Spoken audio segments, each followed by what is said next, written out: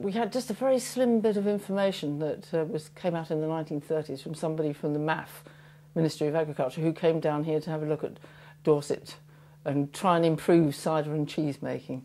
And he went back and said, oh, it wasn't really worth it from a cider point of view. They hadn't got anything worthwhile. But he gave us a list of 8 or 9 varieties with a very brief description of them. So we had some names to go on.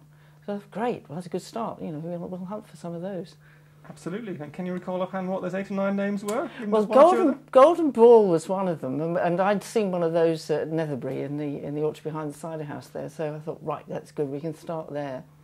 Golden Bittersweet. King's Favourite was one that I knew of because in Somerset it's called Crimson King, but Dorset people call it King's Favourite, so that's something special.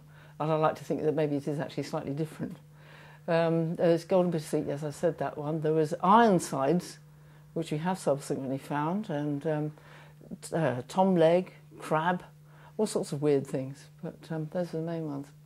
And did it take you to some out-of-the-way places? Yes, we started off at Monkton Wild. There's a good cider house there that many people know, I'm sure, and a lovely big old Victorian orchard there, and we found some interesting things there. At the back of Nettlecombe, some nice orchards up there. All around Bridport, all sorts of people came too with apples to Nick, so we could identify them and see what they tasted like. And that was the first year. The second year, we went a bit further north to Sherborne, Marnell and other places up there in the Blackmore Vale, and totally different up there, very, very different. In what way? Well, the ones we found in the Bridport area were mostly sharp tasting apples, fairly acidic. Either that or they were fairly sweet. They hadn't got any tannin much in them, as you would get in the Somerset varieties. But when we moved up to Sherborne way, we found that they were much more like the Somerset varieties, and the character of the cider up there must have been different too, when they were making it in the good old days. I mean, do you think, well, I've heard you say in the past that you think the west of Dorset is more Devony, the north of Dorset is more Somerset. Is that just a kind of accident of taste? Was there any direct influence, or is it just a question of different soils lead to different apples, which is what you had, therefore you went with it? What do you think? I think it's tradition. I think that in Somerset probably they got a little bit more sophisticated with the way they selected varieties.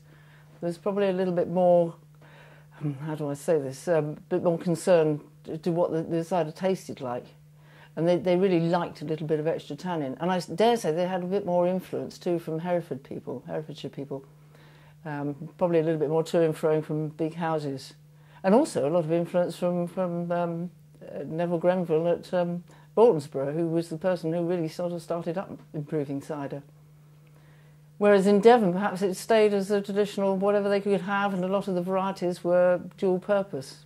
You know, could do for cookers as well as making cider making. Something much more of a farm industry.